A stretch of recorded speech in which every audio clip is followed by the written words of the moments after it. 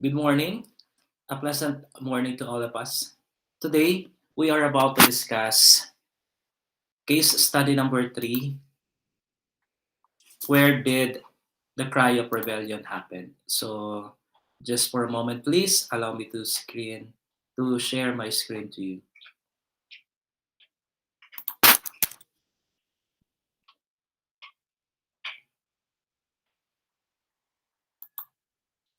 Okay, so as I was saying, today we are about to discuss as one of the controversial and conflicting abuse that happens in Philippine history. This is case study number 3. Where did the cry of rebellion happen?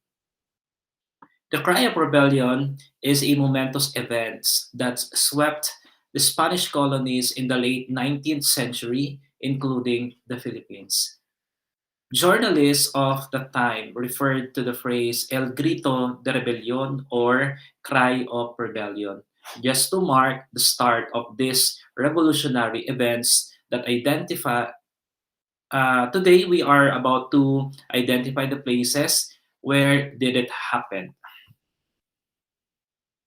In the Philippines, this happened on August 1896 in the northeast of Manila, where they declared the rebellion against the Spanish colonial government. These particular events are important marker in our history of colony that struggle for their independence against their colonizer. The controversy regarding these events stems from the identification of the date and the place where the cry happened. Prominent Filipino historian Teodoro Agoncillo, he emphasized the event when Bonifacio tore the cedula or the tax receipt before the Katipuneros who also did the same.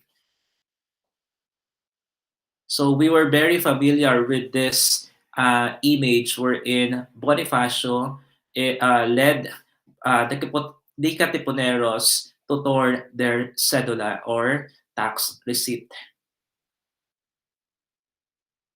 Some writers identified first a military event with the Spaniards as the moment of the cry, for which Emilio Aguinaldo he commissioned the Himno de Balintawak to inspire the renewed struggle after the Pact of Biak na Bato had failed. So our first president of the Republic of the Philippines, he ordered or he commissioned a hymno or hymn entitled Himno de Balintawak, enable for uh, to inspire the struggle or to renew the struggle after the fact of Biak na Bato had failed. A monument of the heroes of 1896 was erected in what is now the intersection of the Epifanio de los Santos Avenue, or commonly known as EDSA, and Andres Bonifacio Drive North Diversion Road. And from then until 1962, the Cry of Balintawak was celebrated every 26th of August. The site of the monument was chosen for unknown reason. Maybe the area is strategic and visible to all. That is why they put that the monument in there. Now, let us proceed to the different dates and places of the cry. So there are various accounts of the cry that gave dates and places. Take note, these dates and places are different from one another. So let us examine the different dates and places that these people or eyewitnesses it includes in their narratives. So first is a Guardia Civil Lieutenant Oligario Diaz. He identified the cry have happened in Balintawak on August 25, 1896.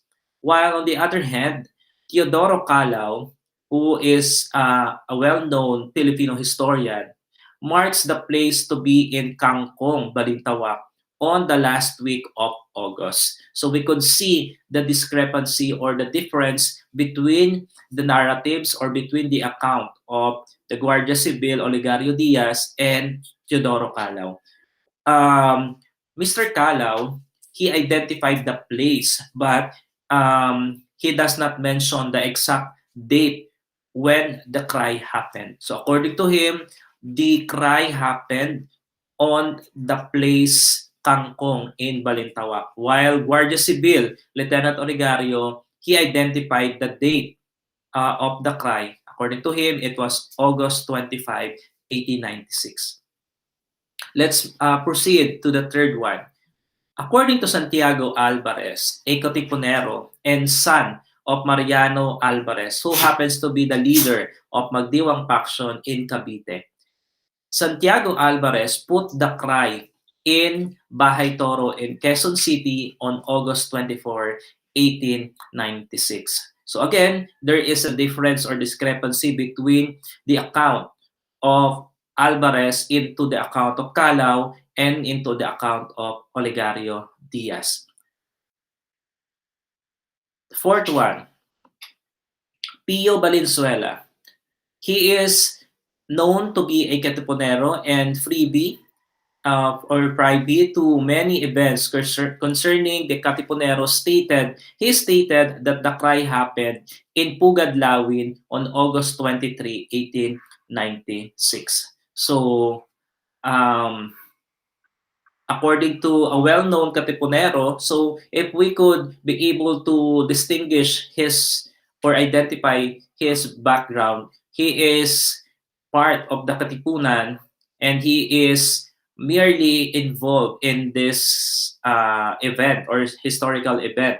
So he have mentioned that the cry happened in Pugadlawin on August 23, 1896. So these four opinions or informations or facts telling different places, telling different dates of the cry. So now, what we're going to do is we should be able to weigh in the informations, weigh in the particular significance of what they have mentioned and able for us to verify and identify which among these dates and places is the site of the cry of rebellion.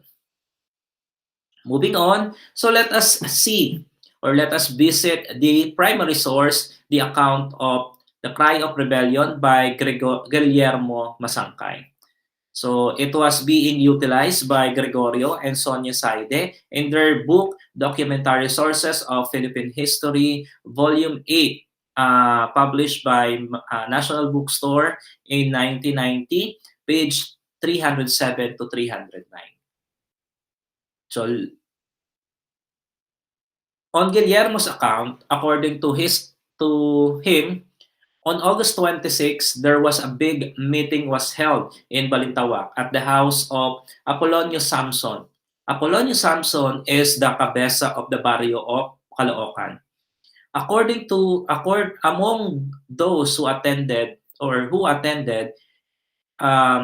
Guillermo Masangkay remembered the attendees to be Bonifacio, Emilio Jacinto, Aguedo del Rosario, Tomas Remigio, Bricio Pantas, Teodoro Plata, Pio Valenzuela, Enrique Pacheco, and Francis Carrion. They were all leaders of the Katipunan and composed of the board of directors of the organization. Delegates from Bulacan, Cabanatuan, Cavite, and Morong were also present. About 9 o'clock in the morning on August 26, the meeting was opened with Andres Bonifacio as the presiding and Emilio Jacinto acting to be the secretary. The purpose was to discuss when the uprising was to take place. Teodoro Plata, Bricio Pantas, and Pio Valenzuela were all opposed to the starting of the revolution because according to them, the revolution is too early to start with. Andres Bonifacio, upon sensing this, he would lose in the discussion. He left and talked to the people who were outside or waiting outside for the result of the meetings of the leaders. He told the people that the leaders were arguing starting the revolution early, and he appealed to them in a fiery speech, which he said, "You remember the fate of our countrymen who were shot in Bagumbayan. Should we return now to the towns? The Spaniards will only shoot us. Our organization has been discovered and we are marked men. If we don't start the uprising, the Spaniards will get us anyway. What then do you say?" And the people outside responded, "Revolt." The people shouted as one. Bonifacio then asked the people to give a pledge that they were to revolt. He told them that the sign of the slavery of the Filipino were the cedula or the tax charge the tax each citizen. According to Bonifacio, if it is true that you are ready to revolt, I want to see you destroy your cedulas. It will be a sign that all of us have declared our severance from the Spaniards. And if we could, the image, we could see the image. So this was a impersonation or reenactment of the touring of cedulas by that time, led by Andres Bonifacio himself. So now let us move forward into another primary account. So this account is from the Pio Valenzuela in his book, Cry of Pugadlawin, utilized by Gregorio and Sonia Zaide for the documentary sources of the Philippines, History, Volume 8, published by National Bookstore in the year 1990, page 301 to 302. And here is the content of the account. According to Pio Valenzuela's account, the place of refuge of Andres Bonifacio, Emilio Jacinto, Proposio Bonifacio, Teodoro Plata, Aguedo del Rosario, and myself was Balintawak. The first five arriving there on August 19 and I on August 20, 1896. The first place where some 500 members of the Katipunan met on August 22, 1896 was the house and yard of Apolonio Samson at Kangkong. Aside from the persons mentioned above, among those who were who were Bricio Pantas, Alejandro Santiago, Ramon Bernardo, Apolonio Samson, and others. Here, views were only exchanged and no resolution was debated or adopted. It was Pugadlawin, the house, the storehouse, and yard of Juan Ramos, the son of Melchor Aquino, where over 1,000 members of Katipunan met and carried out considerable debate on the discussion on August 23, 1896. The discussion was on whether the revolution against the Spanish government, be started on August 29, 1896. After the tumultuous meeting, many of those present tore their cedula certificates and shouted, "Long live the Philippines! Long live the Philippines!" Now, since we already presented the different dates and even the primary accounts that supported the claims of the different persons pertaining to the dates and the place of the cry of rebellion, so here is our verdict for this particular um, controversial and conflicting views in Philippine history. From the eyewitness account, presented. There is indeed marked disagreement among historical witnesses as to the place and time occurrence of the crime.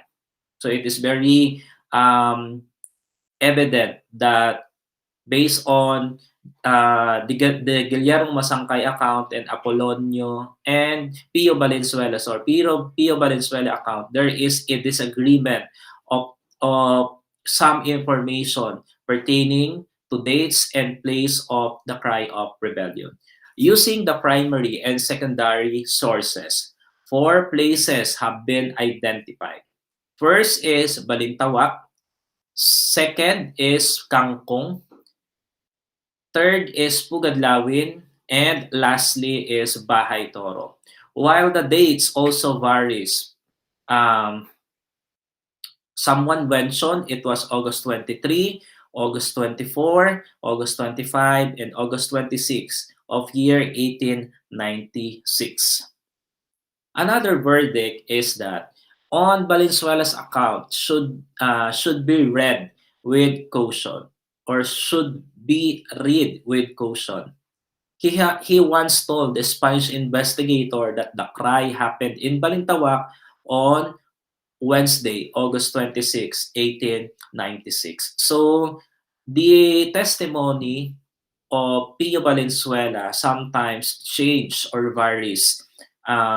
Maybe in one of his he was being investigated by the Spanish investigator. He had mentioned that the cry happened on Wednesday, August 26, 1896. And in what we have presented earlier, he have mentioned different date and different place.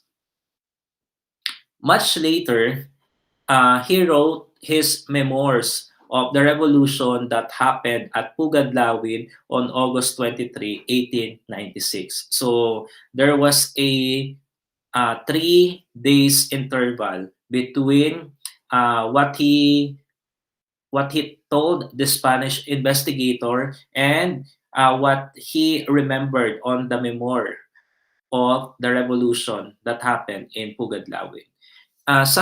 There is such an inconsistency in his account. This should be always be seen as red flag when dealing with primary sources. According to the Guerrero, Encarnacion, and Villegas, all these places are in Balintawak, then part of Caloocan, now in Quezon City. So before, Balintawak itself is part of Caloocan, and now it is part of Quezon City. As for the dates, Bonifacio and his troops may have been moving from one place to another to avoid being located from the Spanish government, which could explain why there are several accounts of the cry. So maybe they have mentioned several dates and places. I guess since the Katipuneros by that time is hiding from the Spanish government's eye, maybe that is why there are different places and dates for them to be able to not be located by the Spaniards. And also, they are moving from one places to another and able for them to maybe successfully plan what they are going to plan. So that is why some of the eyewitnesses of this particular events have mentioned several places and several dates with pertaining to the site or the home of the first cry or the cry of rebellion. And that's it for today. Hopefully, you could be able to identify and understand why there are different places and different dates that pertains to the cry of rebellion. So thank you so much for listening. And once again, this has been your instructor.